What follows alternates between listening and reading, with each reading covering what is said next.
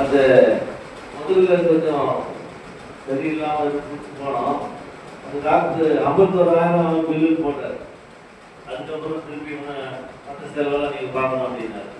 Hostel வீட்டுக்கு தேடி பார்த்தோம், காசு கிடைக்கல. திருப்பி வேற ஒரு டாக்டர் போனால் அங்கேயும் முடியல. அதுக்கப்புறம் வேற ஒரு இடத்துக்கு போகிறதுக்கு 2-3 வாட்டி நிறையாயிடுச்சு. அப்புறம் மாஸ்டர் மட்டும் சொன்னேன், வானா விட்டுடுங்க, அந்த இடத்துக்கு வானா அப்படின்னு சொன்னேன். அவங்க கேட்கல. போனாங்க. கடைசியில் அந்த இடத்த போன உடனே அந்த ஹாஸ்பிட்டல்லே அவங்களுடைய கால் எலும்பு ஒடிஞ்சிச்சு. டாக்டர் அவருக்கு நடக்க சொன்னாங்க. நடக்கும்போது இந்த துணி கால் இருக்கிற கால் எலும்பு முழுகி ரத்தம் ஊற்றி வந்து போட்டுட்டாங்க. அப்போ இன்னைக்கு டாக்டர்கிட்ட காலில் கொண்டு போவது அனுப்புகிறாரு.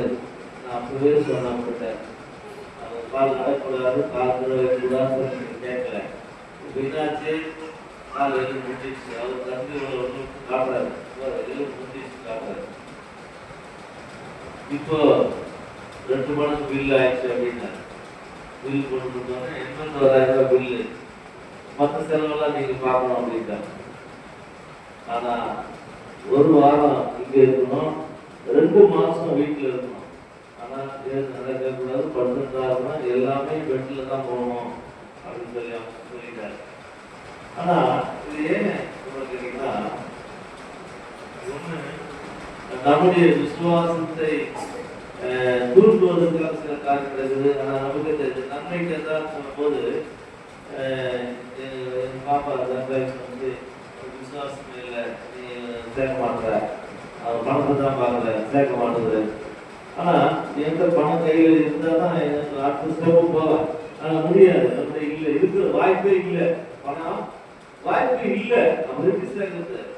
இன்னைக்கு நம்ம ஒரு 1000 ரூபாய் இதுவாக இருந்துச்சு. ஆனால் கத்தனாலே சேர்த்துட்டோம். சேர்த்த பிறகு அது ஒன்றுனா ஆச்சு, கத்தர் ஒன்றா சேர்ந்துட்டார்.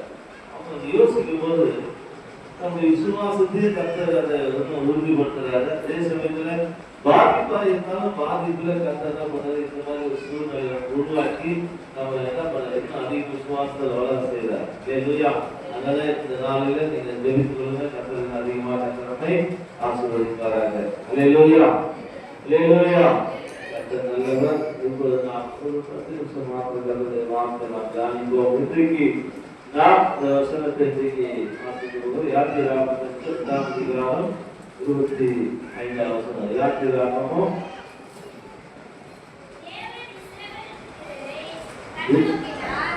யாத்திராகமம் தேவன் அவருடைய பெருமூச்சை கேட்டு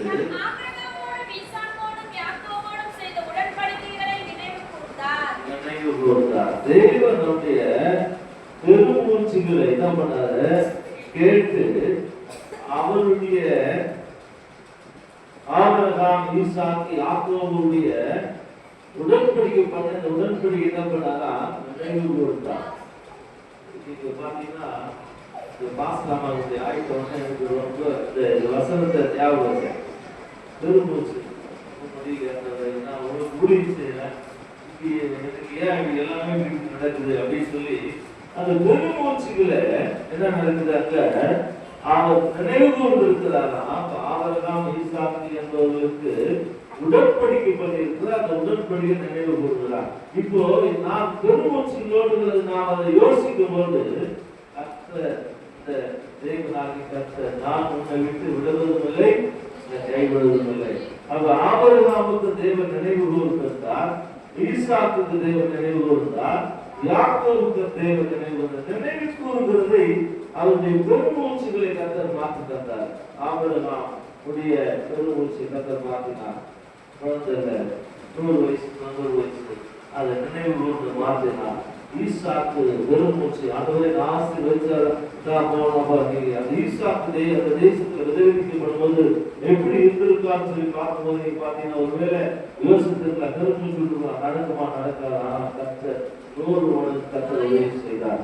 அதே மாதிரி இன்றைக்கு யாக்கோபு தேவ சமூகத்துல அவர் ஆண்டவர் நோக்கி சொல்ற என்னை ஆசீர்வதின்னு சொல்லி அவர் சொல்லும்போது அவரை கர்த்தர் ஆசீர்வதித்தார். இன்றைக்கு நம்முடைய பெருமூச்சுகளை தேவன் அறிந்திருக்கிறார். நம்முடைய பெருமூச்சுகளுக்கு தேவன் பதில் கொடுக்கிறார்.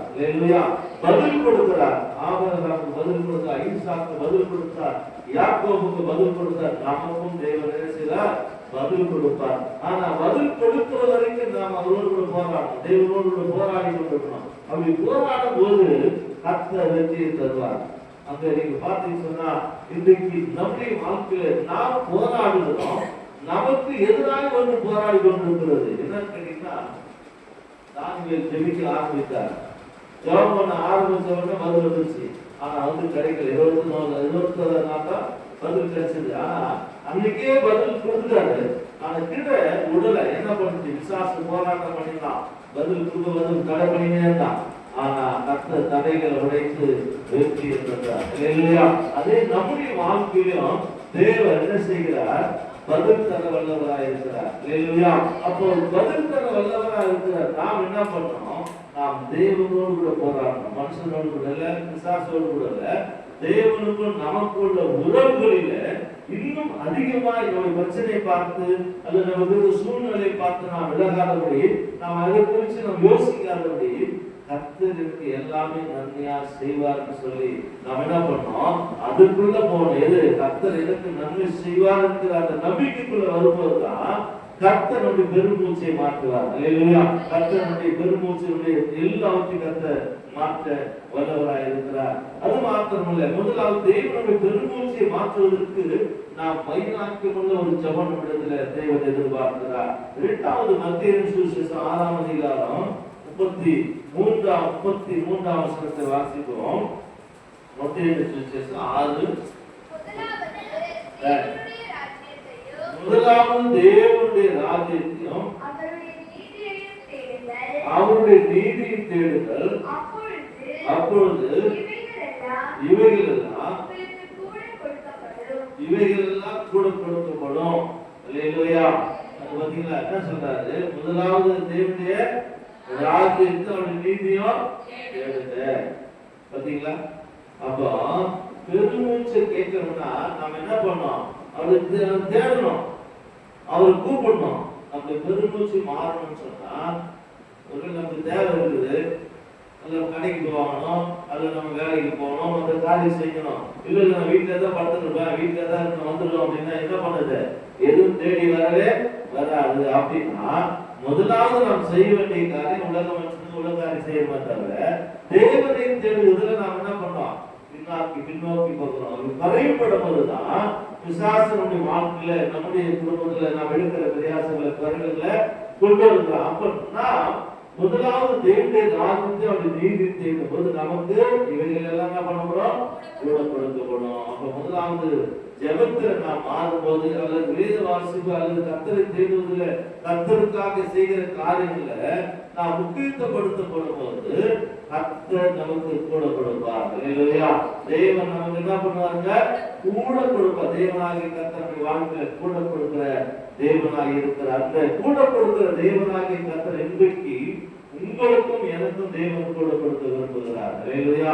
இந்த வார்த்தை கேட்கிற எனக்கு அன்பான சகோதரனே சகோதரி, நாம் கூட பெற்றுக்கொள்ள வேண்டுமானால் முதலாவது தேவனுடைய ராஜ்யத்தை நீதி நாம் தேடும்போது அப்போது உங்களுக்கு என்ன பண்ணணும்? இவைகளெல்லாம் கூட கொடுக்கப்படும். அடுத்த வசனம் வாசிக்க. ஆகையால் நாளைக்காக கவலைப்படாதீர்கள், நாளைய தினம் கவலைப்படும். அந்தந்த நாளுக்கு முதலாவது தேவனுடைய ராஜ்யத்தை நீதி தேடுங்க, அப்போது கூட கொடுக்கப்படும். அப்ப கூட கொடுக்கப்படும் சொல்றாரு. கவலைப்படாது, நாளை குறித்து கவலைப்படாத. அந்தந்த நாளுக்குரிய காரியத்தை அந்த காரியம் நடக்கும். அதுதான் உதாரணமா சொன்னாரு. ஆகாய்க்கு பறவைகளை பாருங்க, அது என்ன பண்ணுறதில்ல, விதைக்கிறது இல்ல, அறுக்கிறது இல்ல, சேர்த்து வைக்கிறது இல்ல, ஒண்ணுமே செய்யல, அது சாப்பிட்டு தானே இருக்குது. அது கவலைப்படுறா? வந்து உட்காந்து சோறு இல்ல, எனக்கு சாப்பாடு இல்லை கேட்குது. நம்ம யாருன்னா வந்து கேட்கறது கிடையாது. அது பிறகு கூட்டுறது ஆண்டவர். அதை சொல்றாரு, அது பிறகு கூட்டுறது உங்களை நடத்த பெரியவர்களா இருக்கிறார். அப்ப நம்முடைய தேவனாகிய கர்த்தர் குறைவுகளை மாற்றுகிறவர், இல்லாதவர்களை இருக்கிற மாதிரி மாற்றுகிறவர், அவர் சுகம் கொடுக்கிறவர், விடுதலை கொடுக்கிறவர், நன்மை செய்கிறவர், அதிசயத்தை செய்கிறவர். இவ்வளவு காரியத்தை இந்த தேவன் செய்கிறாரு. ஆனா நாம என்ன பண்றோம்? கவலைப்படுறோம். அல்லேலூயா. கவலைப்படாதிருங்கள். கவலைப்படுவதனால் ஒரு மனம் என்ன பண்ண முடியாதுனால தூக்க முடியாது. கவலைப்படுவதனால் ஒரு மனம் வரைக்கும் முடியாது. ஆனா தேவனாகி கர்த்தருடைய சமூகத்தில் நாம் ஜெபிக்கும் போது குறைவுகளை கர்த்தர் நிறைவாக்குவார். அல்லேலூயா. அது அவரே என்ன செய்யல, நம்முடைய வாழ்க்கையில மாற்றத்தை உண்டு பண்ண அது தானா மாறும். நாம ஒண்ணு மாறினாலும் செய்யல, நாம மாறிட்டோம்னா கர்த்தர் தானா எல்லாத்தையும் என்ன பண்ணுவாரு, மாற்றுவார். அப்ப முதலாவது தேவன் சமூகத்தை நாம் கூப்பிடும் போது அவர் என்ன செய்கிறாருன்னா நமக்கு கூட கொடுக்கிறார். அல்லேலூயா. ஜெபிக்கும் போது நன்மை தேவன் நமக்கு கூட கொடுக்கிறார். அதே சமயத்துல கவலைப்படாது, நாளை குறிச்சு கவலை பண்ணாதீங்க, நாளைக்கு இருந்து கர்த்தர் தருவார் அப்படின்னு சொல்லி அந்த நம்பிக்கையில் நான் வளரணும். அல்லேலூயா. அந்த விசுவாசத்தை வளரணும். அந்த விசுவாசம் வளரலன்னா அல்லேலூயா. அப்போ இன்றைக்கு நாம் தேவ சமூகத்துல ஒரு காரியத்தில் அப்படி இன்றைக்கு வேதம் சொல்கிறது வாசித்து பாருங்க. உபாகமத்தின் புத்தகம் 7ஆம் அதிகாரம் 8வது வாக்கியம் நல்லா கவனிக்க. வேதம் சொல்கிறது வாசிங்க. கர்த்தர் உங்களில் அன்பு கூர்ந்ததினாலும் நல்லா கவனி. ஆபிரகாம், ஈசாக்கு, யாக்கோபு என்பவர்களுக்கு என்ன பண்ணியிருக்கிறாரு, உடன்படிக்கை பண்ணியிருக்கிறாரு. அப்ப சொல்றாரு உங்கள் பிதாக்களுக்கு இட்ட ஆணையை நிறைவேற்றா காக்க வேண்டுமானால் கர்த்தர் என்ன பண்ணாரா, பலத்த கையினால் புறப்பட பண்ணி எகிப்தில் இருந்தோம். அல்லேலூயா. அல்லேலூயா. தேவனாகிய கர்த்தர் உங்களை அடிமைத்தன வீடாகிய எங்கிருந்து கொண்டு வந்திருக்கிறாரு, எகிப்திலிருந்து கொண்டு வந்திருக்கிறார். பரிசிலிருந்து கொண்டு வந்திருக்கிறார். போராட்டத்திலிருந்து கொண்டு வந்திருக்கிறார். விபத்திலிருந்து கொண்டு வந்திருக்கிறார். சாபத்திலிருந்து கொண்டு வந்திருக்கிறார். பாவத்திலிருந்து கொண்டு வந்திருக்கிறார். திருப்பி உங்களை அவர் கொண்டு வர மாட்டாரு. ஆனா இது கொண்டு வந்துட்டாரு. ஆனா இதை நாம என்ன பண்ணா தக்க வச்சுக்கணும். நல்லா கவனிங்க. இதை நாம என்ன பண்ணணும், விட்டுவிடக்கூடாது. விட்டுட்டோம் சொன்னா அது நம்மை ஆட்கொள்ளும். அல்லேலூயா. அதை நான் விட்டுட்டோம்னா அது நம்மை ஆட்கொள்ளும். அதான் வேதம் சொல்றது, ஒன்று போச்சுன்னா என்ன பண்ணுமா, 7 திரும்பி வருமா. அப்போ கர்த்தருடைய வார்த்தை சொல்கிறது உங்களை அடிமைத்தன வீடு ஆகிய எகிப்து என்கிற பிரச்சனை, எகிப்து என்கிற போராட்டம், எகிப்து என்கிற சாபம், எகிப்து என்கிறதான அந்த ஒரு இடத்துல இருந்து உங்களை பாவம் தேன் ஓடுகிற தேசமாகிய அந்த தேசத்துக்கு கொண்டு போக முடியாமல் கொண்டு வந்திருக்கிறேன். ஆனா நீங்க விரும்பி பார்க்காதபடி நீங்க என்ன செய்யணும், முன்னோக்கி செல்ல வேண்டும் என்று சொல்லி கர்த்தருடைய வார்த்தை சொல்ற. அப்ப முன்னோக்கி செல்லணும்னா அப்போ முதலாவது தேவனுடைய ராஜ்யத்தை அப்படியே தேடணும். அல்லேலூயா. அப்ப முன்னோக்கி செல்வது என்பது இதுதான், தேவனுடைய ராஜ்யத்தை தேடுவதா முன்னோக்கி செல்வது. அப்ப பார்வோனை விட்டு நான் வெளியே கொண்டு வந்த தேவன் நம்மை அவர் அந்த சூழ்நிலையை மாற்றிதான் கர்த்தர் நம்ம கொண்டு வந்திருக்கிறார். ஆனா நாம் செய்கிற ஒவ்வொரு காரியமும் பின்னாடி திரும்பி பார்க்கணும். அந்த இஸ்ரவேல் ஜனங்கள் பின்னாடி பார்த்து சொல்றாங்க, ஐயா என்னையா நீ பட்ட அங்கதான் நாங்க பொம்பத்திருந்தாலும் பிரச்சனை இருந்தாலும் போராட்டம் அடிமைத்தனம் வந்தாலும் நான் வயிறாம சோறு பண்ணணும் சாப்பிடணும் அப்படின்னு நினைக்கிறாங்க பாருங்க. அது மாதிரி நம்ம அடிக்கடி என்ன பண்றோம், யோசிச்சு பின்னால் போய் திரும்பி வந்துடுறோம். ஆனா இன்றைக்கு நாம் முதலாவது தேவனுடைய ராஜ்யத்தை தேடுவோமானால் கர்த்தர் நம்மை அடிமைத்தனத்துக்கு கொண்டு வந்த அந்த காரியத்தை நிறைவேற்றுவார். அல்லேலூயா. அவர் நிறைவேற்ற வல்லவரா இருக்கிறார். நாம் இருக்க வேண்டிய இடத்துல இருக்கணும், தேவ சமூகத்துல இருக்கணும், தேவனோடு கூட இருக்கணும், தேவனுடைய வார்த்தைக்குள்ள இருக்கணும். இதுக்குள்ள இருந்தாதான் நம்முடைய வாழ்க்கையில என்ன நடக்காது, பிரச்சனை வராது. அல்லேலூயா. அப்படின்னு சொன்னா இங்க வேதம் சொல்லுது. இன்னொரு வருஷம் திருத்தமா பார்க்கலாம். ரோமர் 8:39 பாருங்க. சொல்றாரு ரோமர் 8ஆம் அதிகாரம் 39 சொல்லுகிறது, உயர்வானாலும் தாழ்வானாலும் வேற எந்த சிருஷ்டியானாலும் நம்முடைய கர்த்தராகிய கிறிஸ்துவில தேவனுடைய அன்பை விட்டு நம்மை பிரிக்க மாட்டாது என்று என்ன பண்ணிருக்கிறேன், நான் உறுதிப்பட்டிருக்கிறேன். தேவனுடைய அன்பை விட்டு என்ன பண்ண பிரச்சனையோ போராட்டமோ நிந்தையோ அவமானமோ இல்ல எந்த சூழ்நிலையோ தேவனுடைய சமூகத்தை விட்டு தேவனை விட்டு என்ன பண்ண முடியாது, பிரிக்க முடியாது. ஏன்னா அவர் எனக்குள்ள வாழ்றாரு. நல்ல கவனிங்க, அவரை என்னை பிரிக்க முடியாது. ஏன்னா அவர் எனக்குள்ள வாழ்றாரு. அப்போ உங்களுக்கு நல்ல கவனிங்க, நாம நமக்குள்ள இருக்கிற மூச்சு வெளியே போனதா அவர் நமக்குள்ள வெளியே போறார். அதை தெரிஞ்சுக்கிறீங்களா? ஏன் பிரிக்கணும்? நிச்சயத்திருக்கிறேன்னா அவருக்கு நானும் அவரும் ஒன்றா இருக்கிறோம். ஏன்னா அவர் எனக்கு வாசமா இருக்கிறார். 1-3-16-17 நீங்களே தேவனுடைய ஆலயமா, தேவனுடைய ஆவி உங்களுக்கு வாசமா அறியாத தேவனுடைய ஆவி நமக்குள்ள வாசமா இருக்கிறதுனால, அப்ப தேவன் நமக்குள்ள வாசமா இருக்கிறார். இந்த வாசமா இருக்கிற தேவனை நம்ம விட்டு பிரிக்கணும்னா மூச்சு என்ன விட்டு போனாதான் அவர் பிரிக்க முடியும் இல்லையா? அப்ப மூச்சு என்ன விட்டு போகணும்னா அவரும் நானும் என்ன பண்றேன், ஒன்னா இருக்கிறோம். அப்ப அவர் எனக்குள்ள வாசமா இருக்கிறார், அவரோட நான் இருக்கிறேன். அதனால நான் அவரை குறித்து என்ன பண்ணிருக்கிறேன், அறிந்து இருக்கிறேன். உயர்வானாலும் தாழ்வானாலும் பிரச்சனையானாலும் சூழ்நிலையான எதுவா இருந்தாலும் எந்த ஒரு சிருஷ்டியானாலும் என்னுடைய வாழ்க்கையில தேவனை விட்டு பிரிக்க முடியாது. அல்லேலூயா. அதான் யோபு சொல்றாரு, எல்லாம் போனாலும் பரவாயில்ல, எல்லாம் எடுத்து போயிடுச்சு, எல்லாம் போயிடுச்சு, பிரச்சனை இல்லை, நான் தேவனை என்ன பண்ண மாட்டேன், தூசிக்க மாட்டேன். ஏன் தெரியுமா? நான் நன்மையை பெற்றுக்கொண்டேன், அதிசயத்தை பெற்றுக்கொண்ட அற்புதத்தை நிறைய எல்லாம் பெற்றுக்கொண்டேன். ஆனா அதை பெற்றுக்கொள்ளும் போது நான் சந்தோஷமா தான் இருந்தேன், அதை இழக்கும் போது நான் சந்தோஷமா இருப்பேன். ஏன் கேட்டா, கொடுத்தவர் எடுக்க மாட்டார். அல்லேலூயா. அவர் கொடுத்தவர் என்ன பண்ண மாட்டாரு, எடுக்க மாட்டார். எடுக்கிற மாதிரி தெரியும், ஆனா திருப்பி கொடுப்பார். நான் விசுவாசத்தோடு கூட யோபு தன்னுடைய நிலைமையில தன்னுடைய விசேஷத்தை உறுதியாய் நிச்சயமாய் நம்பியிருந்தார். அதனாலதான் அவர் இரட்டத்தனையாய் பெற்றுக்கொண்டார். இழந்தவைகள் என்ன பண்ணாரு, இரட்டத்தனையாய் பெற்றுக்கொண்டார். அது பெற்றுக்கொள்வதற்கு நமக்கு என்ன வேணும், முழு நிச்சயம் வேணும். அல்லேலூயா. அந்த முழு நிச்சயத்தை பெற்றுக்கொள்ளும் வரைக்கும் நம்மிடத்தில் இருக்கிற அந்த நம்பிக்கை குறைவாகுமானால் தேவனுடைய மகிமை நம்மால் வெளிப்படுத்த முடியாது.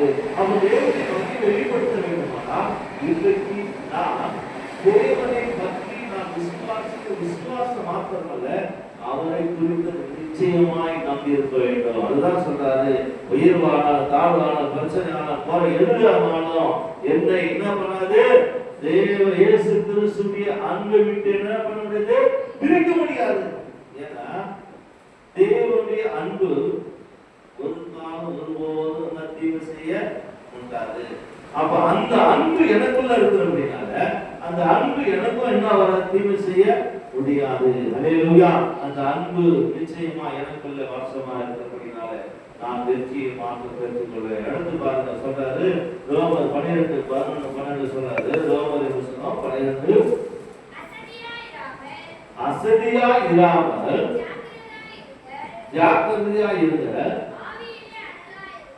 ஆவியிலே அனலா இருங்க, கர்த்தருக்கு ஊழியம் செய்யுங்கள்,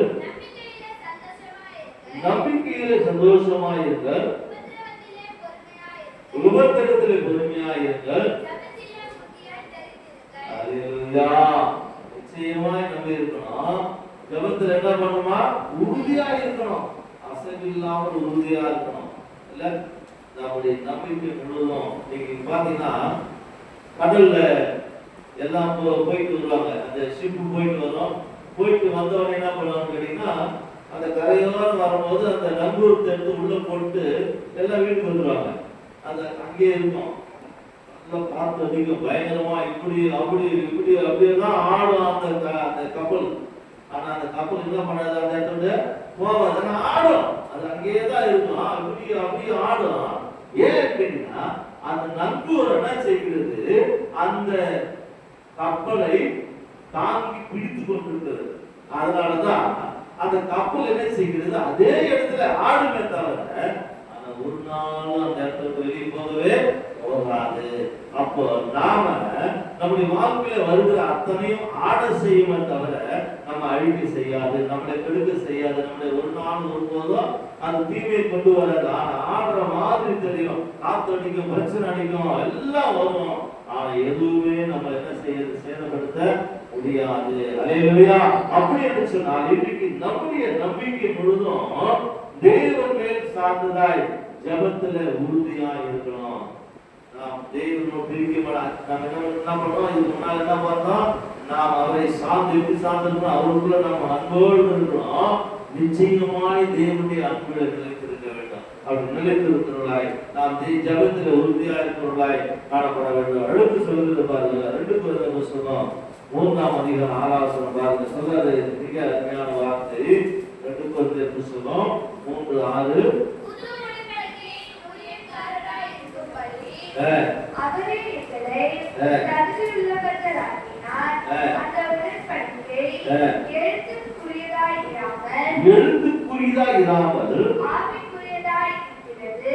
ஆவிக்குரியதாய் இருக்கிறது. எழுத்து கொல்லுகிறது, ஆவியோ உயிர்ப்பிக்கிறது. இதுதான் முக்கியமான காரியம் சொல்றாரு. இது எப்படிப்பட்டதா இருக்கிறதா பாருங்க. வாசிங்க. புது உடன்படிக்கை ஊழியக்காரராய் இருக்கும்படி அவரே எங்களை தகுதியுள்ளவர்களாக்கினார். பாருங்க, அவரே இவர்களை என்ன பண்ணாரா? தகுதியுள்ளவர்களாய் ஆக்கினார். அந்த உடன்படிக்கை எழுத்துக்குரியதாய் இராமல் ஆவிக்குரியதாய் இருக்கிறது. எழுத்து கொள்ளுகிறது, ஆமென், அல்லேலூயா. ஆவி உற்சாகம் உள்ளது, சரீரம் பலப்படுகிறது. அப்ப ஆவிக்குரியதாய் மாறும்போது இந்த ஆவிக்குரிய வாழ்க்கை நம்ம என்ன செய்கிறது? அவரை நிச்சயமாய் நம்ப செய்கிறது. இந்த ஆவிக்குரிய வாழ்க்கை வரும்போது உபத்திரவமோ பிரச்சனையோ எதுவுமே தேவனுடைய அன்பை விட்டு நம்மள பிரிக்க முடியாது. அப்ப தேவனும் நானும் ஒன்றா இருக்கிறோம். இந்த நம்பிக்கை நம்ம என்ன செய்கிறது? தேவனோடு கூட இணைந்து இருக்க செய்கிறது. இங்க கடைசி வசனத்தை வாசிப்போம். கலாத்தியர் புத்தகம் 3ஆம் அதிகாரம் 15ஆம் வசனத்தை வாசிப்போம். கலாத்தியர் புத்தகம் கலாத்தியர் 3:15. சகோதரரே, மனுஷர் முறைமையின்படி சொல்லுகிறேன், மனுஷர்களுக்குள்ளே உறுதி பண்ணப்பட்ட உடன்படிக்கையை ஒருவனும் தள்ளுகிறதும் இல்லை, அதனோடு ஒன்றையும் கூட்டுகிறதும் இல்லை. ஆபிரகாமுக்கும் அவருடைய சந்ததிக்கும் வாக்குத்தத்தங்கள் பண்ணப்பட்டன. சந்ததிகளுக்கு என்று அநேகரை குறித்து சொல்லாமல் சந்ததிக்கு என்று ஒருவரை குறித்து சொல்லியிருக்கிறார். அந்த சந்ததி கிறிஸ்துவே. ஆதலால் நான் சொல்லுகிறது என்னவெனில், கிறிஸ்துவை குறித்து தேவனால் உறுதி பண்ணப்பட்ட உடன்படிக்கையை 430 வருஷத்திற்கு பின்பு உண்டான நியாயப்பிரமாணமானது தள்ளி வாக்குத்தத்தத்தை தீர்க்க மாட்டாது. அன்றையும் சுதந்திரமானது நியாயப்பிரமாணத்தினாலே உண்டானால் அது வாக்குத்தத்தத்தினாலே உண்டாகிறது. தேவன் அதை ஆபிரகாமுக்கு வாக்குத்தத்தத்தினாலே அருளி செய்தாரே. ஆமென், அல்லேலூயா. தேவன் வாக்குத்தத்தத்தினாலே என்ன பண்ணாருக்கு? அருளி செய்தார். கொடுத்த வாக்குத்தத்தத்தை பண்ணுங்க. இல்லாத போது சொன்னார், நாம் பெரிய ஜாதியாக வானத்து நட்சத்திர கடற்கரை மணலை போல பெருக பண்ணுவேன்னு சொன்னார். அந்த வாக்குத்தத்தத்தை கர்த்தர் நிறைவேற்றினார். இன்னைக்கு நாம் வாக்குத்தத்தத்தின் பிள்ளைகளா இருக்கிறோம். அப்ப வாக்குத்தத்தின் பிள்ளைகளா இருந்தோம்னா நாம் எப்படிப்பட்ட வாழ்க்கை இருக்கணும்? உறுதியாய் ஜெபிக்கிறவர்களாய், தேவ சமூகத்துல எப்போதும் கர்த்தரோடு இருக்கிறவர்களாய் காணப்படுகிறோம். அவரை நம்பி நாமும் தேவனும் இணைந்திருக்கிறோம் என்கிற அந்த முழு நிச்சயத்தோடு கூட நாம் வாழ்கிறவர்களாய் காணப்பட வேண்டும். அது மாத்திரமல்ல, நமக்கு உபத்திரம் பிரச்சனை எல்லாம் வந்தாலும் ஆனா தேவனை சார்ந்ததாய் காணப்பட வேண்டும். அப்படி இருப்போம். ஆனால் நிச்சயமாய் நம்முடைய வாழ்க்கையில வெற்றி கிடைக்கும். இதை கேட்டுக்கொண்டிருக்கிற அன்பான சகோதரனே, சகோதரியே, வாழ்க்கையில வெற்றி கிடைக்க வேண்டுமானால் அல்லது நன்மை பெற்றுக் கொள்ள வேண்டுமானால் இன்றைக்கு நாம் ஒரு தீர்மானம் பண்ணுவோம். வாழ்க்கையில இந்த நாளில தேவ சமூகத்தில் கர்த்தர் கொடுத்த நம்முடைய வாழ்க்கையில கர்த்தர் நன்மையானதை செய்ய விரும்புகிறார். ஆனால் நாம் நன்மையானதை பெற்றுக்கொள்ள வேண்டுமானால் வேதம் சொல்ற முதலாவது தேவனுடைய ராஜ்யத்தையும் அவருடைய நீதி அப்போது எல்லாம் கொடுக்கப்படும். கூட கொடுக்கப்படும் என்று வேதம் சொல்கிறது. பெருமூச்சுகளை அறிந்து கர்த்தர் கூட கொடுக்க போறார். அவர் உறுதியாய் கற்றுக் கொள்ளப்படுவது அதிலிருந்தே காலத்தில் நாளை நினைச்சு கவலைப்படுறது அந்த கண்டிப்பா நடக்கும். எதை குறிச்சு கவலைப்பட தேவையில்லை. அவரை நிச்சயமாய் நம்பி தேவனுடைய வார்த்தையை விசுவாசிப்பவரால் அந்த வார்த்தை சொல்றது ஜெபத்திலே உறுதியாக இருப்பவரால் வெற்றியை பெற்றுக் கொள்ளலாம். அல்லேலூயா. ஜெபத்தில் நாம் உறுதியாக இருக்கும் போது ஜெபமே ஜெயம் என்று சில வேதம் சொல்கிறது. ஜெபித்த அத்தனை மனிதர்கள் வாழ்க்கையில கர்த்தர் வெற்றியை தந்தார். அல்லேலூயா. இந்த வேதத்துல ஜெபித்த அத்தனை மனிதர்களுக்கு வாழ்க்கையில வெற்றியும் நன்மையும் ஆசீர்வாதமும் ஜெயமும் வந்தது. நம்முடைய வாழ்க்கையில வெற்றியும் ஆசீர்வாதம் ஜெயமும் வர வேண்டுமானால் இந்த வார்த்தையை நம்பி முழுமையாக விசுவாசத்தோடு கூட அவர் மாத்திரம் பற்றி பிடித்துக் கொள்வோமானால் வெற்றியை பெற்றுக் கொள்ளலாம். எல்லாரும் இருக்கிற இடத்துல அப்படியே எழுதிட்டு ஆண்டு சமூகத்தில் கேட்கும் மற்றவரே நாளிலே உண்மை முழுமையாய் நம்பி வார்த்தையை சார்ந்தவர்களாய் நாங்கள் இருக்கிறவர்களாய் எங்களை நாங்கள் ஒப்புக் கொடுக்கிறோம் என்று சொல்லி இன்றைக்கு நாம் ஒப்புக் கொடுக்கிறோம். அதிகமாக சொல்லப்பட்டே சொல்வது எந்த ராத்திரிகளிலே நம்முடைய வார்த்தை கேட்ட ஒவ்வொருவருக்கும் கர்த்தர் நன்மையானதை செய்ய வருகிறார்.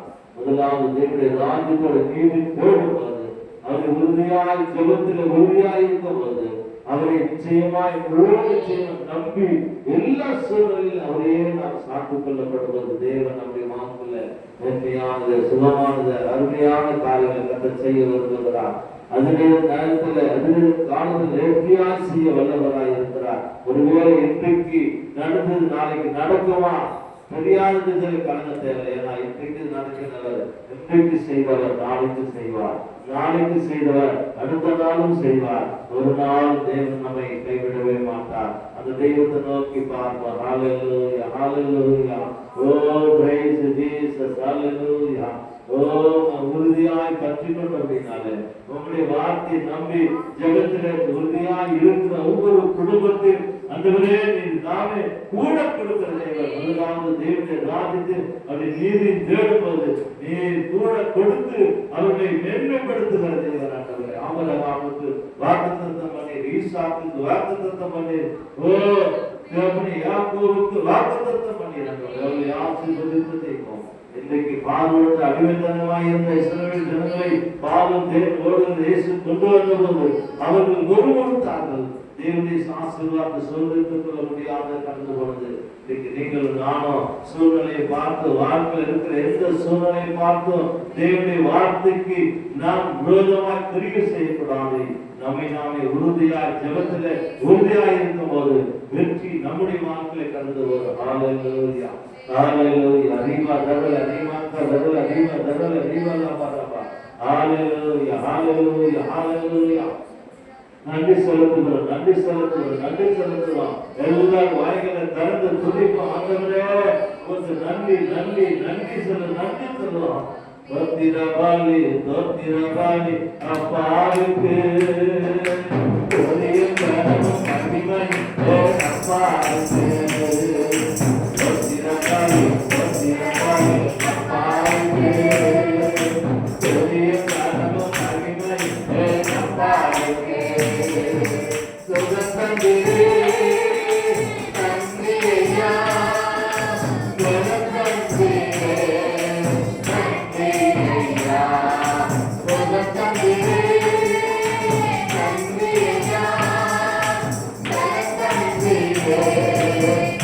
Thank you.